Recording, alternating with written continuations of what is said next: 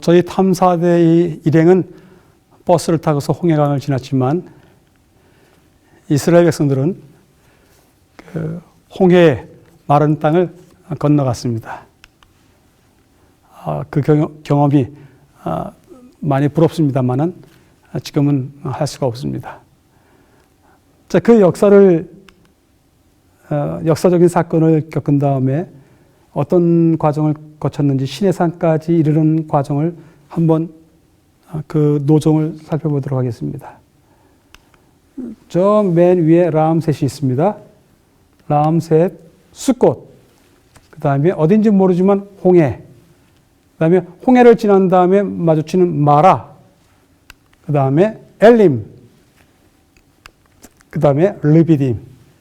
이렇게 이스라엘 백성들이 순차적으로 진행을 했습니다. 숫꽃을 지나면서 숫꽃에 다 모였다가 지나면서 바다 밑을 통과하는 경험을 하고 난 다음에 그 다음 일은 좀 그렇게 추천할 만하지 못한 것 같습니다. 왜냐하면 마라에 도착하게 되기 때문에 그렇습니다. 사막에 물이 있다. 좋은 이야기입니다. 오아시스라면 정말 좋습니다. 그렇지만 그 물이 계속해서 흘러넘치지 않는다면 그 물은 상한 물입니다. 홍해를 지난 백성들이 2, 3일이 걸려서 아마 마라에 도착했겠죠? 여러 날이 걸렸을 것입니다. 그 여러 날이 걸린 다음에 도착한 곳에서 물이 필요할 수밖에 없습니다, 사실. 물을 찾았습니다. 다행히 마라에 물이 있었습니다. 근데 그 물맛이 썼습니다. 마라의 물이 얼마나 썼는지, 네. 지금도, 가보면 여기가 마라의 운물이다 하면서 운물들 몇 개가 발견이 됩니다. 성지순례를 하는 사람들을 위해서, 일부러 이런 것을 만들어 놓았으리라 생각을 합니다. 어쨌든 샘이 있었던 곳이다 해서 만들어 놨을 것입니다. 근데 물이 너무너무 쓴 물이었습니다. 어떤 일이 벌어졌는지 여러분들 다 아시죠? 네. 일단은 물이 있다는 건 확인이 되었습니다. 여기서 불평을 했고 그 물을 또 달게 해주는 하나님의 은혜가 있었습니다. 물을 마시고 또 떠났습니다. 떠난 곳이 두 번째 도착한 곳이 엘림이라고 합니다. 엘림인데 여기는 정말 다행스러운 곳입니다. 마라하고 전혀 딴판이었습니다. 성경 자체가 그렇게 이야기합니다. 볼까요? 그들이 엘림에 이르니 거기 물샘 12과 종려 70주가 있는지라 거기서 그들이 그 물 곁에 장막을 지니라. 와, 도착했는데 사막의 오아시스로 간 것입니다. 엘림은 오아시스입니다. 이미 물샘 12이 있었고 종려나무 70주가 있었습니다. 그렇기 때문에 이 엘림에서는 충분히 물을 마실 수가 있었습니다. 깨끗한 물을 마실 수가 있었습니다. 엘림의 모습입니다. 종려나무도 가득하고요. 또 물이 흐른 흔적도 보이고요. 네, 거기에도 여전히 샘이 있습니다. 운물을 만들어 놓았습니다. 이거 역시 정확한 그 당시의 운물이다 이렇게 이야기할 수는 없지만 그래도 엘림에 있는 운물을 우리가 볼 수가 있었습니다. 이스라엘 백성들이 여기서 여러 날 지치면서 거할 수가 있었습니다. 이제는 이 엘림에서 또 시원한 물을 마음껏 마시고 또 쉰 다음에 출발한 후의 일입니다. 그 출발한 후에 무슨 일이 또 있었는지 보도록 하겠습니다. 람셋, 숫꽃, 마라, 엘림까지 급하게 왔습니다. 근데 엘림에서부터 르비딤 이르는 그 사이에 이스라엘 자손의 온 회중이 엘림에서 떠나 엘림과 시내산 사이에 있는 신광야에 이르니 애굽에서 나온 후 둘째 달 15일이라. 한 달 걸렸네요. 여기까지요. 한 달.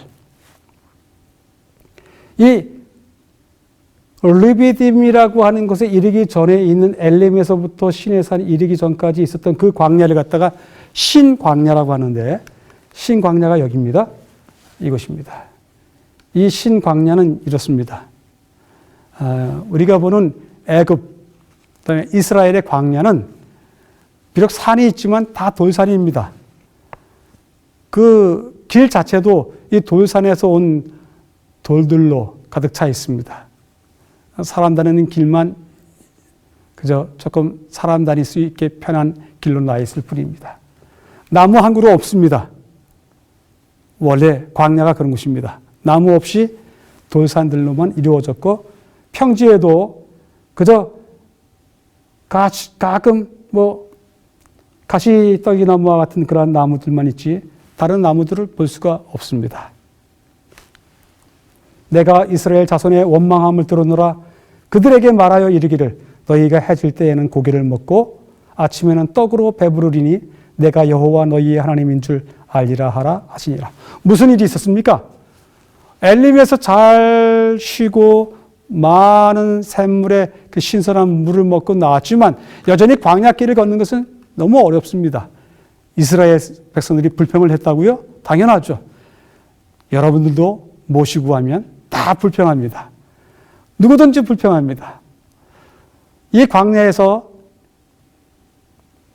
잠깐 내려서 사진을 찍기 위해서 한 20-30m만 갔다 오는 것도 너무너무 더워서 힘들어서 다들 사진도 급하게 찍고 다시 되돌아옵니다. 1시간을 걸으라고요? 가능하지 않습니다. 이스라엘 백성들이 원망했듯이 우리도 원망하는 땅이 광야들입니다. 이 광야에서 무슨 일이 있었습니까? 마시는 물에 대한 불평뿐만 아니라 먹을 것도 이제 떨어진 것입니다. 한 달 정도 왔으니 애굽에서부터 가지고 나왔던 음식들이 다 떨어지고 물도 떨어지고 다 떨어집니다. 그래서 불평을 하였더니 하나님께서 그 광야에 만나와 메추라기를 보내셨습니다. 이 그림은 독일어 성경책에 나와 있는 사파인데 이런 그림으로 그려놨습니다. 사람이 사는 땅에 이르기까지 이스라엘 자손이 40년 동안 만나를 먹었으니 곧 가나안 땅 적경에 이르기까지 그들이 만나를 먹었다. 여기 중요한 하나의 사건을 이야기해 주는데 만나는 광야 생활의 시작을 알리고 만나를 마지막으로 먹는 사건은 광야 생활의 끝을 알려줍니다. 광야 생활 전체에 하나님께서 만나를 허락하셨던 것입니다. 그래서 숫곳을 떠난 후 구름기둥과 불기둥이 인도했는데 이 구름기둥과 불기둥도 하나님의 섭리요 하나님의 인도하심의 증거이지만 한 달이 지난 후에 그렇죠? 한 달이 지난 후에 신광야에서 만나를 그리고 그것이 가나안 적경까지 이르렀다고 하는 이 표현에 보면 결국 오늘 여기 신광야에서부터 하나님의 나라가 하나님의 전적인 하나님의 주권, 하나님의 통치 그것이 시작되었다고 여겨집니다. 비록 그 중간에 홍해를 건너는 사건도 있었습니다. 하나님이 하나님 되심을 여러 군데서 보여주셨습니다. 구름기둥, 불기둥, 또 홍해의 사건 많이 보여줬지만 둘째 달 15일 신광야에서 있었던 만나를 내리시는 사건은 하나님이 정식으로 하나님으로서 그들 백성의 하나님으로서 오르시는 순간이기도 합니다. 신광야는 그래서 아주 중요한 의미가 있는 사건이 이곳에서 벌어졌습니다. 자, 이제 신광야에서 떠나서 하나님의 만나를 주워 먹으면서 르비딤으로 갑니다. 르비딤은 무엇입니까? 이렇게 차를 타고 지나가다 보면 또다시 아주 깊은 높은 산들이 보이고 계곡이 몇 군데 보이다가 이렇게 또다시 오아시스처럼 보이는 여러 종려나무들이 있는 장소에 도착하게 됩니다. 이곳이 이제 르비딤인데 르비딤 하면 여러분들이 어떤 사건이 있었다고 기억하십니까? 네. 때 아멜렉 이르러 이스라엘과 르비딤에서 싸우니라. 아시죠? 이스라엘 백성들이 그렇게 끊임없이 괴롭혔던 아멜렉 사람들하고 이스라엘이 여기서 싸우게 됩니다. 그리고 이 싸움에 어떻게 해요? 모세가 산 위에 올라가서 두 팔을 벌리는 그 사건이 여기서 벌어지게 됩니다. 르비딤에 도착했습니다. 도착해서 주변을 살펴보니 정말 물도 있고 그다음에 쉴 만한 곳임에 분명합니다. 그래서 한쪽 산을 쳐다보니 맨 산 위에 중턱쯤에 어떤 비석 같은 것이 보이고 그다음에 건물의 흔적들이 쭉 보였습니다. 사람이 앉을 만한 좌대도 보이는 것 같았습니다. 이것이 모세가 올라가서 두 팔을 벌리던 곳이다. 이렇게 전설이 내려옵니다. 다 이런 전설은 바로 여기서 그 일이 있었다라기보다도 비잔틴 시대 때 많은 수도사들이 성지를 탐사하다가 이쯤에다가 그 사건을 기억할 수 있는 기념교회를 세우는 것이 어떻겠는가라고 생각해서 이러한 교회들을 짓는 것입니다. 그러다 보니까 그곳이 바로 그곳이다 이렇게 생각할 수 있게 되는 것입니다. 그렇지만 꼭 그 장소다 이렇게는 확증할 수가 없습니다. 올라가면 수도사들이 머물던 수도원이 조그만 것이 하나 있고 다 폐허가 되고 무너져 있습니다. 여기서 이런 사건이 있었습니다. 두 팔을 벌리고 그 싸우는 이스라엘 백성들과 아말렉 백성들을 모세가 바라보고 있습니다. 옆에서 두 팔을 치켜 세우고 있습니다. 이 사건은 얼마나 이스라엘 백성들에게 중요한 의미를 주는지 이곳에 이 사건이 기록되어 있습니다. 이것은 무엇이냐면 메노라라고 합니다. 메노라. 메노라 일곱 촛대를 히브리어로 메노라라고 합니다. 근데 메노라인데 무지무지하게 큽니다. 사람이 서야 여기 철망 높이보다 조금 더 올라섭니다.